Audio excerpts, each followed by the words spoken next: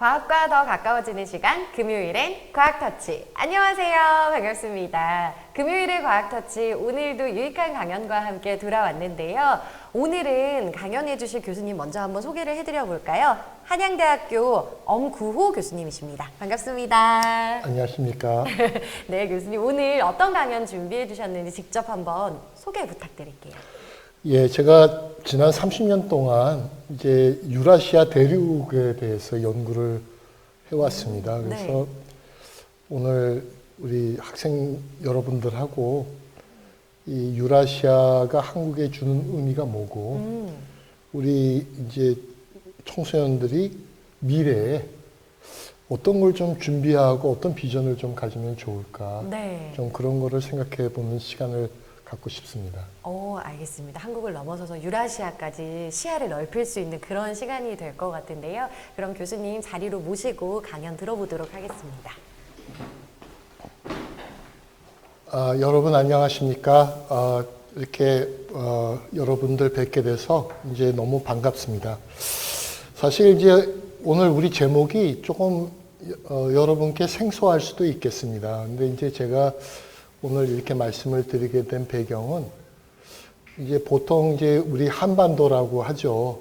보통 이제 반도 국가들은 대륙하고도 연결되어 있고 해양하고도 연결되어 있기 때문에 역사적으로 보면 이 반도 국가들이 이제 융성을 이제 하죠. 근데 우리 이제 한반도, 우리 한국은 반도 국가임에도 불구하고 이제 북한 때문에 언제부턴가 이제 섬나라로 이렇게 지내온 것 같습니다.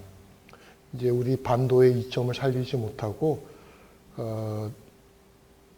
사실, 우리 옛날에는, 우리 서울서 경성이었죠, 옛날에. 서울서 이제 기차를 타면, 이제 저기 독일 베를린까지 이제 기차를, 타고 이렇게 갔는데, 지금은 이제, 그런 일을 이제 좀 상상해서나 할 수 있는, 그런 일이 됐습니다. 우리 대한민국이 이제 전쟁 후에 굉장히 어려움 속에서도 이제 우리가 이제 해양 국가들이죠. 미국이나 일본하고 이제 협력을 잘해서 세계의 이제 경제의 기적을 이루고 이제 급속하게 발전을 했지만 어쩌면 이제 저 광활한 대륙에 있는 국가들하고는 이제 협력을 시작한 지가 30년 이제 남짓합니다.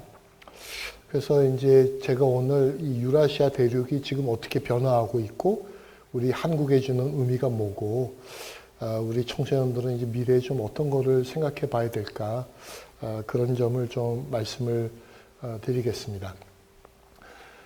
제가 이제 그 16년 전인가요? 이제 처음 한국연구재단에서 이제 유라시아 연구사업단에 선정됐을 때 저희 한양대학교 총장님이 축하한다고 이렇게 말씀하시면서 귓속말로 그런데 엄 교수 유라시아가 도대체 어디야? 이렇게 물어보시더라고요.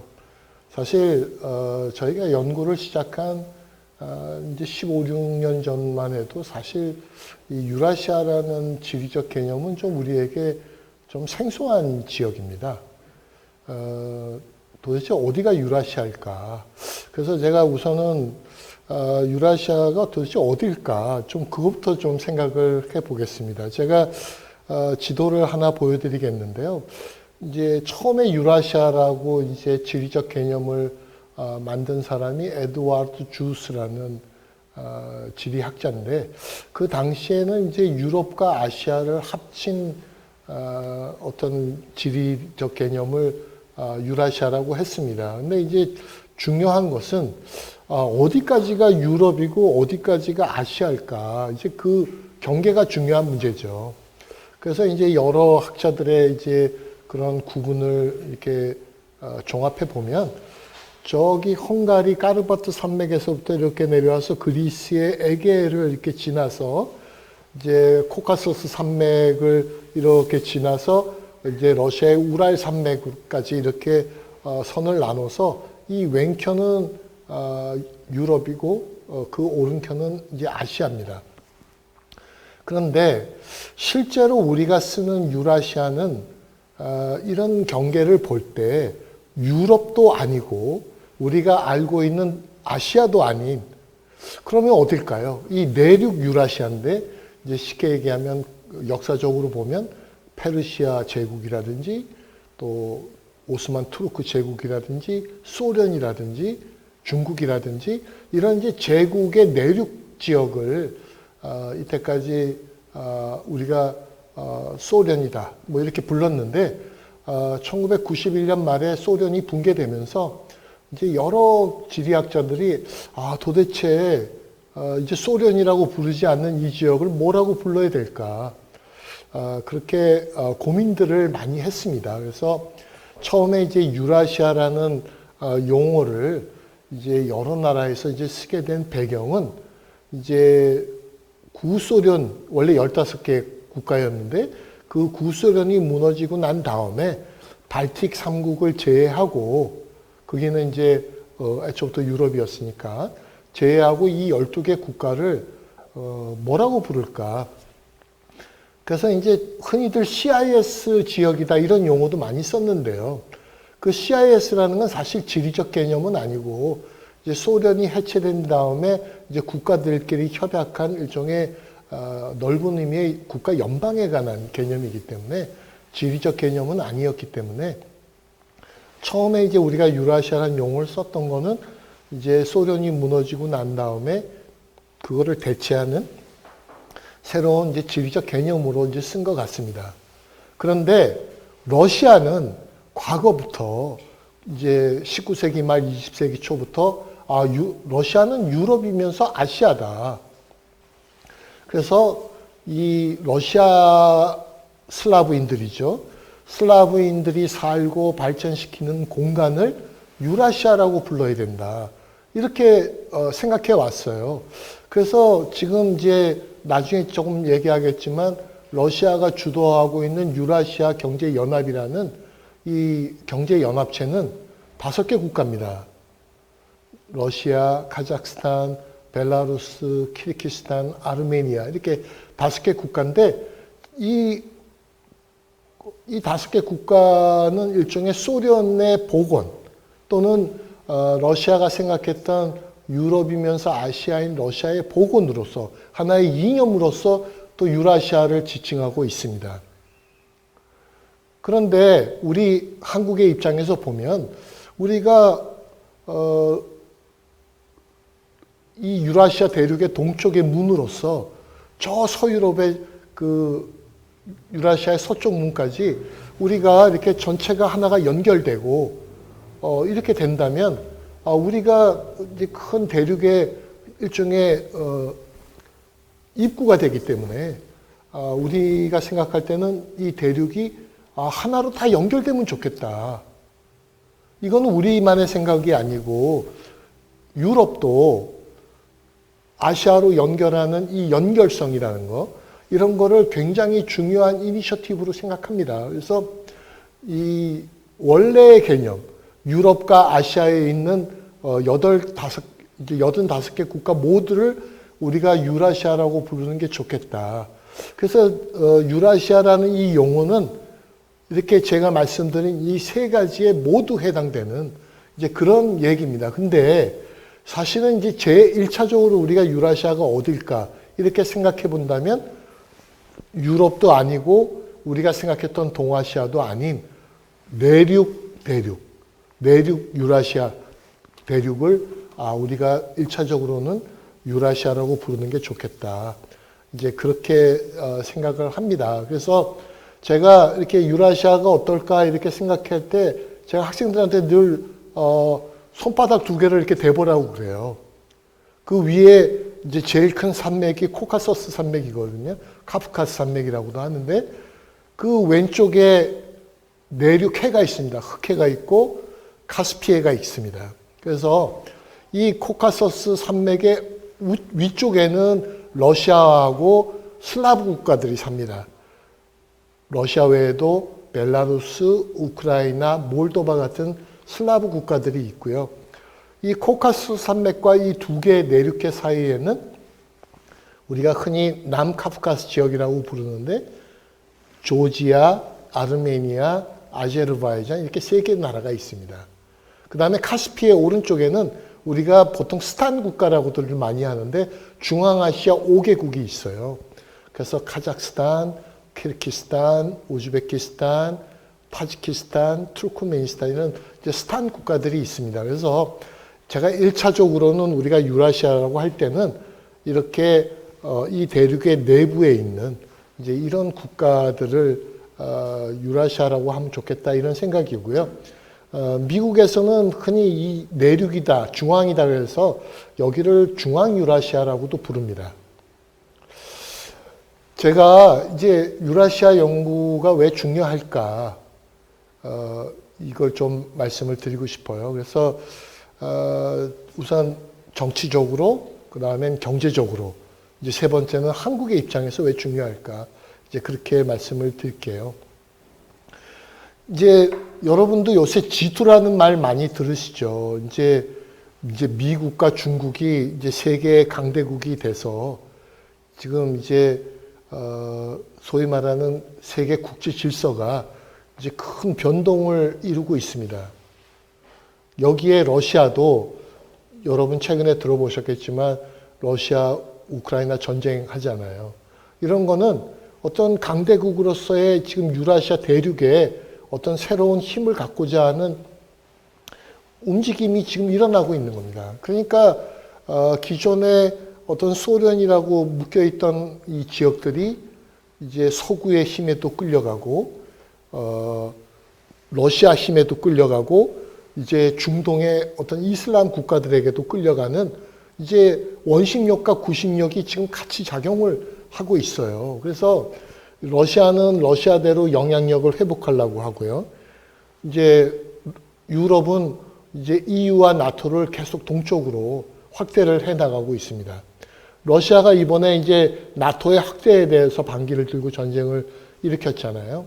또 이 내부에는 뭐 조지아나 아제르바이잔, 몰도바 이런 국가들, 이제 러시아를 좀 싫어하는 반러 벨트도 지금 형성이 되고 있습니다. 또 터키라든지 사우디아라비아라든지 이란이라든지 이런 중동 이슬람 국가들도 이제 이 지역으로 영향력을 확대하려고 그렇게 하고 있습니다. 그래서 이 지역은 어느 지역보다 지역의 변동성이 커서 기존의 인식이 아니라 계속 그 변화를 따라가고 어떻게 통합되고 다시 해체되고 다시 통합되는지 그거를 이제 추적해 나가야 되기도 합니다. 게다가 이때까지 우리는 별로 관심을 안 가졌겠지만 여기가 엄청난 자원의 지역입니다. 그래서 이 새로운 자원과 이런 변동의 지역은 우리 한국에게도 또는 전 세계 여러 국가에게도 굉장히 블루 오션이 되는 지역이다. 이제 그렇게 말씀을 드릴 수 있습니다. 이제 경제적으로 이제 우리의 입장에서도 보면요. 이 내륙 유라시아가 많은 국가들이 있는데 놀랍게도 이 국가들 전체의 교역, 한국에서 차지하는 비중은 2% 남짓밖에 안 됩니다. 그걸 거꾸로 얘기하면 우리가 앞으로 더 투자하고 교역을 할 수 있는 굉장히 잠재력이 큰 지역이다. 한국에게 새로운 기회를 주는 그런 거라고 생각할 수 있습니다. 게다가 이 지역에는 지금 많은 철도와 이제 어떤 이제 도로나 이런 물류 인프라들이 만들어지고 있어요. 그러니까 지금 이 광활한 대륙이 이제 새로운 물류로 연결되고 있습니다. 그런데 제가 숫자를 하나 말씀드리면 우리나라 총 물류, 해외로 수출되는 물류의 98%는 바다로 갑니다. 1% 정도가 비행기로 가고요.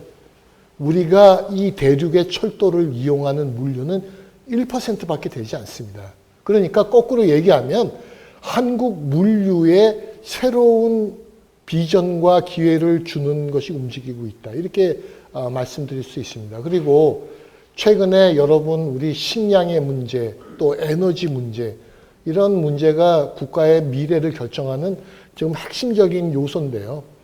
이 내륙 국가들은 많은 자원과 에너지를 갖고 있습니다. 러시아의 예를 들면 러시아는 세계에서 2위의 원유 수출국이고요. 1위의 가스 수출국입니다. 또 러시아는 밀의 세계 1위 수출국이고요. 식량에서. 또 배터리나 반도체에 들어가는 많은 금속 자원들을 이 내륙 국가들이 갖고 있어요. 그런데 우리나라에서 쓰는 총 에너지에서 러시아가 차지하는 비중은 5%밖에 되지 않습니다. 그렇기 때문에 식량이나 에너지에 있어서 우리 앞으로 대륙에서 어떤 새로운 공급망을 갖는다는 것은 우리 한국에게도 굉장히 큰 기회가 된다. 저는 이렇게 생각하고요. 여러분, 한국의 잠재 성장률이 얼마인지 아세요? 잠재 성장률이라는 것은 우리 인구가 적절한 자원을 활용해서 얻을 수 있는 적정 성장률인데요. 우리 대한민국은 이미 잠재 성장률이 2%에 조금 못 미칩니다. 그렇다면 어떨까요? 외부의 새로운 경제적 기회, 새로운 경제적 엔진이 생기지 않는다면 한국이 새로운 성장을 하기가 어렵다. 이런 생각이 들잖아요. 그런데 이 유라시아 대륙은 한국에게 우리 잠재 성장률을 새롭게 3%나 4%로 올릴 수 있는 새로운 기회를 제공한다. 이제 그런 거를 여러분이 생각하셔야 됩니다. 그래서 제가 유라시아를 이제 지도를 하나 가져왔는데 지도가 너무 좀 웃기잖아요. 이게 원래는 대륙이 이렇게 넓어야 되는데 우리 운동하는 덤벨처럼 이렇게 쪼그라들어 있잖아요, 대륙이. 이거는 뭘 기준으로 그린 지도냐면 경제력을 기준으로 그린 지도예요. 왜 이 광활한 대륙이 경제력이 전 세계에서 이렇게 상대적으로 약하게 됐을까? 그거는 인프라가 부족하고 국가 간의 발전의 정도가 너무 비대칭적이기 때문이에요.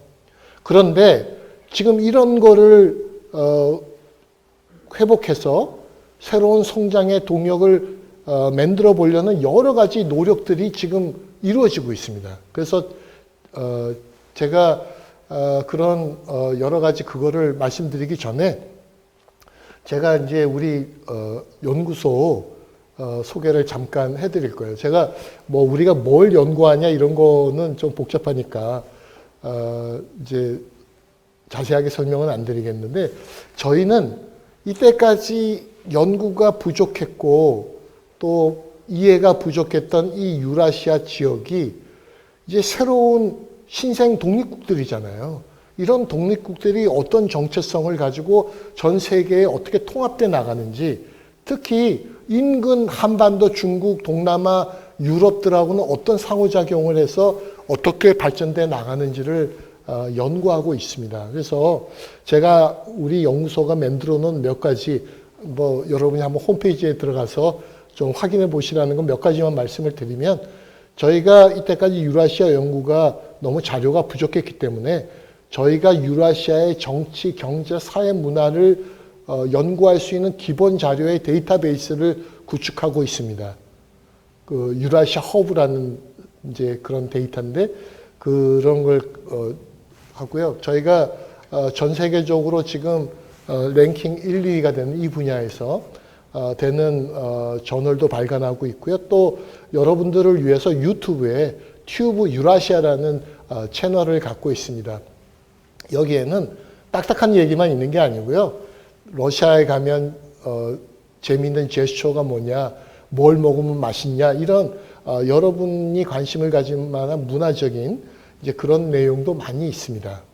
그래서 이제 저희가 일반 시민들을 대상으로 이제 유라시아 국가들의 어떤 오페라나 발레 여러 가지 문화를 설명하는 것도 하고요. 특히 저는 개인적으로 우리가 제일 중요한 거는 그 나라의 문화를 먼저 이해해야 된다고 생각하고요. 문화를 이해하는데 제일 좋은 방법은 영화를 보는 거라고 생각해요. 저도 개인적으로 이 영화를 굉장히 좋아하고요. 그래서 저희가 우리나라에서 처음으로 이 유라시아 국가들의 영화제를 저희가 계속 10여 년 이상 지속해 왔습니다. 그래서 이제 제가 아까 유라시아가 지금 어떻게 변화하고 어떻게 통합하려고 노력하나 이제 그 말씀을 좀 드렸는데 제가 간단하게 이제 지금 이루어지는 굵직굵직한 그런 여러분이 알아야 될 만한 이제 그런 것만 말씀을 우선 드리겠습니다. 지금 이제 러시아는 이제 과거에 어떤 러시아의 이 지역에서 영향력을 회복하고 이제 영내 경제를 통합하기 위해서 유라시아 경제 연합이라는 지역 기구를 하고 있어요. 러시아, 벨라루스, 카자흐스탄, 아르메니아, 키르기스탄이 이제 회원국이고요. 이제 몰도바, 우즈베키스탄, 쿠바가 이제 없어 봅니다. 이제 원래 경제 연합이라면 여러분 생각에는 EU처럼 공동의 통화를 쓰고 공동의 중앙은행을 갖는 걸 생각하겠지만 아직 이 지역은 그 정도 수준은 아니고 인적, 물적 교류의 자유, 또 관세의 통일, 이제 이런 거를 이제 추구하는 저희가 보통 공동시장이라는 말을 많이 쓰는데요. 공동시장을 지향하는 지금 흐름이 있습니다. 특히 푸틴 대통령은 2016년에 이제 러시아는 중국뿐만 아니라 인도라든지 파키스탄, 이란, 동남아시아의 이 대륙의 국가들과 어떤 협력을 확대하는 대유라시아 파트너십이라는 것을 이제 주장하고 통합의 노력을 해나가고 있습니다. 또 중국과 러시아는 여러분 많이 들어보셨겠지만 샹하이 협력기구라는 걸 하고 있는데요.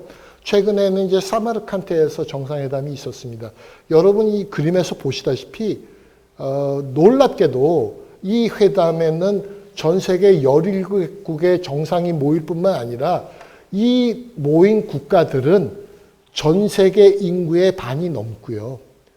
전 세계 인터넷 사용자의 44%가 넘습니다. 그런 이제 어마어마한 어떤 통합의 움직임이 이루어지고 있습니다. 여기 보시면 구소련 국가들만 있는 게 아닙니다. 인도라든지 파키스탄이라든지 또 최근에 가입하기로 한 이란이라든지 이제 또 가입을 노리는 터키라든지 이런 여러 유라시아 국가들이 함께 참여하고 있습니다. 또 여러분 많이 들어보셨죠? 1대1로라고. 1대 육상으로 이제 연결하는 겁니다. 1로 바다로 이렇게 연결하는 겁니다. 그래서 이제 중국에서 이제 중국의 서쪽이 여러분 신장 위구르 란조우 지역이지요. 거기서 중앙아시아를 거쳐서 이제 유럽으로 많은 철도와 고속철도와 고속도로의 지금 건설이 진행되고 있습니다. 또 해양으로 이제 해양 실크로드라는 말도 쓰잖아요. 이제 아프리카까지 어떤 연결하는 이제 소위 말하는 이제 중국의 꿈을 이제 실현하는 그런 통합의 노력을 해나가고 있습니다. 또 한국에는 이제 그 1대1로의 여러 회랑이 있는데요. 그 중에 우리가 7대 회랑이라고 하는 게 중국, 몽골, 러시아를 연결하는 회랑이에요. 그런데 이게 1대1로는 보시다시피 유럽으로 향하지만 중국, 몽골, 러시아 회랑은 이게 한반도에도 영향을 많이 미칩니다. 그래서 프리모리에 1이라는 철도가 지금 이제 극동 지역 항구, 이제 자루비노 항구로 내려오고 또 프리모리에 트라는 철도가 나우트카까지 이렇게 내려옵니다. 그럼 바로 북한과 경계 지역이거든요. 따라서 이런 회랑은 한국이 앞으로 이제 북한은 물론이고 이제 동북아의 통합을 주도하고 대륙을 연결할 때 굉장히 이제 중요한 하나의 이니셔티브가 됩니다. 그런데 지금 이제 걱정이 우크라이나 전쟁이에요. 아마 이제 언론에서 이제 매일 지금 전쟁 얘기가 나오고 있습니다. 이 전쟁이 왜 일어났냐? 그건 이제 물론 이제 어떤 러시아의 안보적 이익이 나토에 의해서 침해되고 있다 이렇게 러시아가 이제 생각해서 전쟁을 일으킨 거죠. 그렇지만 전쟁의 이유가 뭐냐에 관계없이 전쟁은 일으킨 쪽이 책임이 굉장히 있는 거죠. 우리도 학생 때 이렇게 싸우면 어쨌거나 먼저 때리는 사람이 잘못하는 거잖아요. 그런데 지금 이제 이 전쟁이 해결하기가 굉장히 어려운 전쟁이 됐습니다. 왜냐하면 러시아가 핵무기를 갖고 있기 때문에 언제 핵무기를 보복할지 모르고, 또 하나는 이제 전쟁에 참전하지 않으면 경제 제재를 해서 러시아 경제를 어렵게 해야 되는데, 실제로는 세계 경제가 어려워지면서 에너지 가격이 오르고 막 그러니까 오히려 제재를 받는 러시아 경제는 별로 어려움을 안 겪고, 제재를 하고 있는 유럽 경제가 더 어려운 그런 여러 가지 좀 어려운 점이 있습니다. 그런데 제가 이제 이 말씀을 드리는 거는, 이 전쟁은 앞으로 어떻게 끝났는지 간에 이제 세계 질서를 굉장히 바꿀 것 같아요. 우선은 미국과 중국, 또 미국과 중러 간에 어떤 새로운 이제 신냉전의 진영 간 대립이 굉장히 격화될 것 같아요. 그래서 이런 이제 진영 간 대립이 격화되면 이제 우리가 쓰고 있는 여러 가지 우리가 수출을 위한 자원, 또 우리의 식량 이런 거 다 앞으로는 굉장히 좀 공급망의 어려움을 겪을 수도 있습니다. 이미 여러분 느끼시겠지만 최근에 빵집에 가면 빵값이 굉장히 비싸잖아요. 또 휘발유 값이 막 올라갔다 내려갔다 막 그렇게 불안하잖아요. 그래서 앞으로는 이제 이런 공급망 진영화가 미중 경쟁이 격화되면서 더 어려워질 것 같습니다. 그래서 제가 이제 최근에 어떤 세계의 흐름을 아주 조금 요약해 드리고 우리가 앞으로 좀 어떻게 해야 될지 이제 그렇게 말씀을 드리겠습니다. 지금 이제 저희가 거의 3년 가까이 지금 코로나 위기를 겪고 있습니다. 전 세계 경제가 굉장히 어려워졌죠. 또 우크라이나 전쟁이 터져서 또 그 어려워진 경제를 더 어렵게 만들고 있습니다.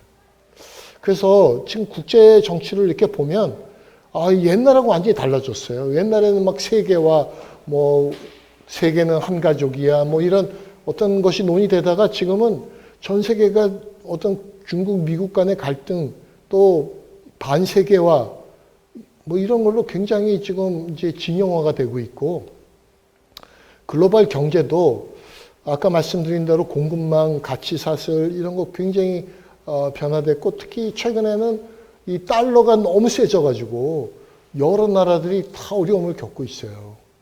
여러분, 파운드화도 최근에 굉장히 급락을 했고, 여러분 우리 원화나 엔화도 많이 떨어졌죠. 왜냐하면 달러는 기축통화이기 때문에 전 세계 경제가 어려우면 돈은 다시 미국으로 모이지 않겠습니까? 또 지금 이제 코로나 이후에 비대면 경제가 굉장히 커졌습니다. 그러니까 이제 우리는 이런 4차 산업의 새로운 탄소 중립, 디지털 이런 거를 복합적인 여러 가지 그 과제들, 복합적인 전환을 슬기롭게 저희가 지금 헤쳐나가야 돼요. 그런데 우리 문제를 이렇게 들여다보면 북핵 문제, 한반도 문제는 해결되기가 너무 어렵고, 또 우리가 이때까지 잘해왔던 어떤 상품의 수출 가지고는 우리 경제도 여러 가지 한계를 보이고 있습니다. 그래서 이제 저희가 어떻게 정치적으로, 국제 정치적으로 북핵 문제를 해결할 수 있는 새로운 어떤 추동력을 만들까, 또 이런 경제 협력에 또 한국이 새롭게 적응해서 한국이 또 새로운 기적을 만들어낼 수 있을까 하는 게 이제 제일 중요한 과제가 됩니다. 그래서 저는 우크라이나 전쟁으로 유라시아에 대한 관심이 떨어지면 안 된다고 생각해요. 왜냐하면 이 전쟁은 일시적이고, 또한 중요한 거는 러시아만이 유라시아 국가가 절대 아닙니다. 아까도 얘기했듯이 이 유라시아는 이제 저희가 연결되어 있지 않던 유럽으로 연결되는 전체 대륙 문제이고요. 따라서 우리가 아까 말씀드린 새로운 경제적 기회, 자원, 그죠? 새로운 시장, 그죠? 에너지, 물류 이런 이제 기회를 계속 유지하려면 이제 우리가 굉장히 신중한 외교적 포지션을 잘 가져야 된다고 생각해요. 저희가 한중 관계도 한미동맹과 너무 모순되지 않도록 잘 유지해야 되는 그런 과제를 갖고 있고요. 또 지금 가만히 들여다보면 인도, 파키스탄, 중앙아시아, 터키를 연결하는 이 남쪽에 지금 여러 물류, 철도, 경제 회랑이 지금 건설되고 있습니다. 그게 동남아까지도 연결되거든요. 그래서 저희가 이제는 좀 러시아뿐만 아니라 이제 대륙으로 보는 이제 서쪽, 남쪽 지역에도 새로운 경제적 이니셔티브를 가지고 나가야 됩니다. 앞으로 많은 전문가가 필요해요. 또 이제 북핵 문제 해결을 위한 이제 구상도 잘 해야 되겠고요. 특히 지금 동북아 지역은 더더욱 지금 지정학적 갈등이 너무 심화되고 있기 때문에 한국이 주도적으로 다자주의 이런 평화를 조성하고 다자를 통한 문제 해결을 해나가는 그런 노력도 많이 해나가야 됩니다. 또 제가 아까 말씀드린 대로 우리에게 지금 경제 안보 문제가 굉장히 많이 닥쳤잖아요. 이거는 단순히 경제적 문제가 아니에요. 이거는 국제 정치적 문제이기도 하기 때문에 경제적 문제와 정치적 문제를 잘 조화롭게 해나가는 새로운 리스크, 경제적 안보 리스크를 대응해 나가는 그런 전략에도 유라시아가 다 영향을 지금 미치고 있는 겁니다. 그래서 이제 미래 여러분들께서 이제 이런 방향성을 가지고 이 국가들이 아직 많이 연구되지 못했고 전문가가 부족하기 때문에 우리 한국이 지금 지향하고 있는 이런 구상을 잘 해나가는 좀 인재로 거듭나 주기를 바라고 여러분들이 좀 유라시아 대륙에 많은 관심을 가져주기를 유라시아를 연구하는 연구자 입장에서 바라고 있습니다. 예, 오늘 강의는 여기까지 하겠습니다. 고맙습니다. 네, 그럼 교수님 자리로 모시고 저희 또 질의응답 시간 가져보도록 하겠습니다. 지금 함께 강연 들으시면서 인사도 좀 남겨주시고 했는데요. 질문 있으시면은 댓글창에 질문 남겨주시면 교수님께 제가 질의응답 시간 가져보는 걸로 할 텐데요. 교수님 지금 강연 해주시면서 유라시아에 대한 이야기도 좀 해주셨잖아요. 그러면 말씀해주신 것 중에 우리 친구들이 학생 여러분들이 지켜보고 있으니까 일에서 앞으로 더 관심을 가져야 된다 하는 이유 딱 한 가지만 이야기해 주신다. 가장 중요한 이유는 어떤 게 있을까요? 예, 제가 아까도 말씀드렸는데요. 네. 이제 요새 취업도 굉장히 어렵고요. 그렇죠. 또 이제 국민들은 정부가 바뀔 때마다 경제가 잘 되기를 이제 바라지만 네. 사실 이제 제가 아까 잠재 성장률 말씀드렸지만 네. 사실 이제 우리가 어떤 국내 경제 관리나 기존의 수출 관리 정도 가지고 우리 한국 경제가 도약에 또 새로운 모멘텀을 맡기는 좀 어렵습니다. 네. 네. 그런데 아까도 말씀드렸듯이 이 유라시아 국가들과 우리가 지금 교역하는 비중은 3%가 되지 않기 때문에 네.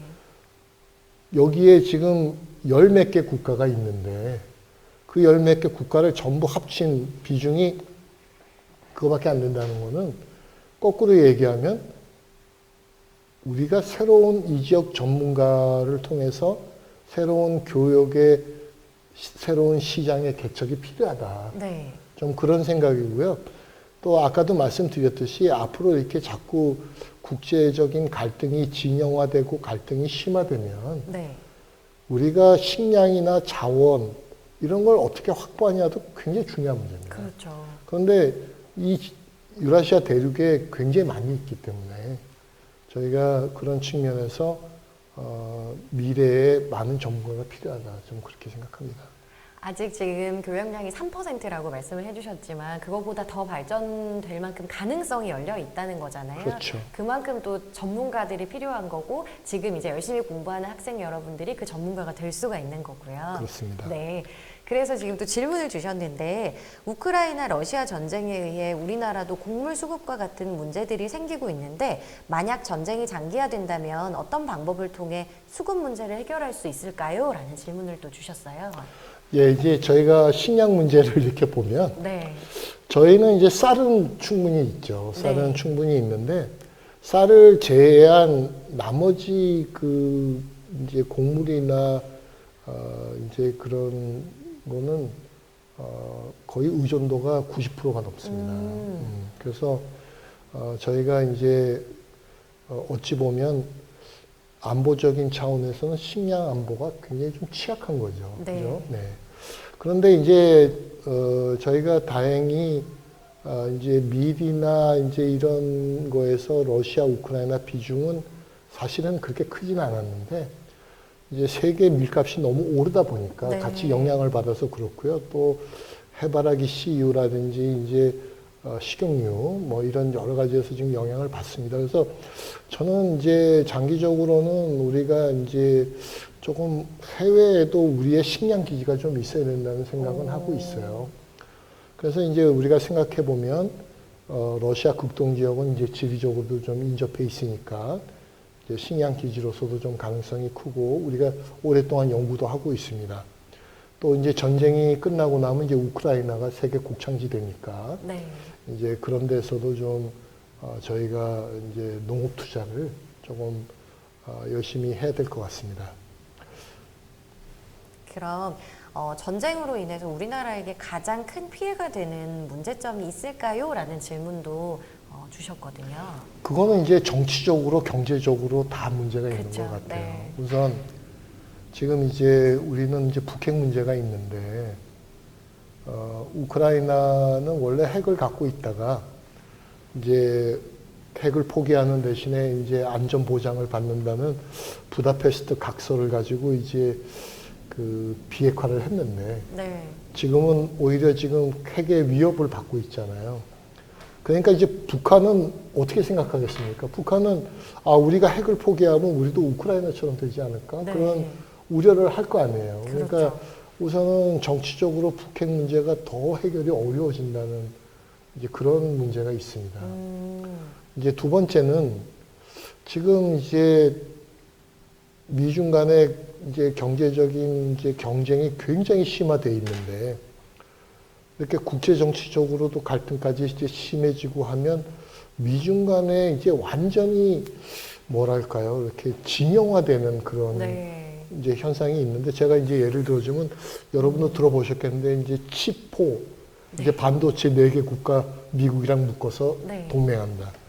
뭐 IPEF라고 우리 이제 이 영내에서 미국과 함께하는 뭐 그런 경제 협치를 한다. 그러니까 그게 이제 중국하고는 굉장히 이제 뭐라 그럴까 중국의 입장에서는 굉장히 좀 기분 나쁜 거죠. 우리를 보복할지 모르잖아요. 네. 그렇죠? 네. 그래서 이런 이제 지정학적 갈등이 심화되면 수출을 여러 나라에 해야 되는 한국 같은 나라한테는 무조건 어렵습니다. 그러니까 그런 경제적인 이제 문제도 쉽지 않다. 이제 그렇게 생각합니다. 그렇군요. 여러 가지 문제들이 있겠지만 당연히 그 중에서 경제적인 문제도 좀 쉽지 않은 문제다라고 이야기를 해주신 것 같은데 그러면 저는 근데 개인적으로 궁금한 게 이 유라시아 대륙 말씀해주신 것처럼 러시아나 뭐 우크라이나가 지리적으로 멀지 않잖아요. 근데 왜 이렇게 교류가 없었을까요? 왜 안 친할까요? 아니 러시아는 뭐 물론 극동 러시아는 이제 그 최근에 블라디보스톡을 네. 많은 관광객이 가셔서 킹크랩도 들고 예, 드셨고 제가 들으니까 1년에 27만 명이 오. 다녀갔다고 그래요. 이제 그런데 이제 우크라이나는 굉장히 먼 나라입니다, 사실은. 우크라이나는 우선 직항이 없고 교통편이. 네. 네. 또 이제 저희가 보통 가면 뭐 이스탄불이나 어디 두바이나 이런 데를 거쳐서 가면 이제 열몇 시간을 가야 되기 때문에 사실 교통은 좀 어렵고 먼 나라긴 하죠. 네. 그래서 이제 사실은 이제 우크라이나하고는 정말로 우리가 교류가 좀 적었어요. 네. 그런데 이제 우크라이나가 우리 한반도하고 굉장히 비슷한 나라예요. 네. 사실 러시아하고 같은 민족인데 저렇게 대치하고 갈등이 있죠. 또 이 우크라이나 사람들은 이런 과학기술이나 이제 인적 투자를 굉장히 열심히 하는 나라예요. 그래서 굉장히 인력도 훌륭하고 미래 잠재력이 굉장히 큰 나라고 또 인구도 비슷합니다. 닮았네요. 예, 인구도 이제 지금은 4,300만 원까지 줄었지만 이제 과거에 이제 소련이 해체될 때는 5천만이었거든요. 네. 그래서 인구도 비슷하기 때문에 이제 그런 공통점이 있는 국가입니다. 이제 러시아하고는 올해가 수교 32주년인데요. 네. 사실 우리가 굉장히 노력을 열심히 했습니다. 좋은 관계를 갖기 위해서. 유지하려고. 그래서 모든 우리 정부가 들어보셨겠는데 뭐 유라시아 이니셔티브, 신북방 정책 이런 여러 가지 정책을 통해서 저희가 굉장히 노력을 해왔죠. 근데 이제 전쟁 때문에 네.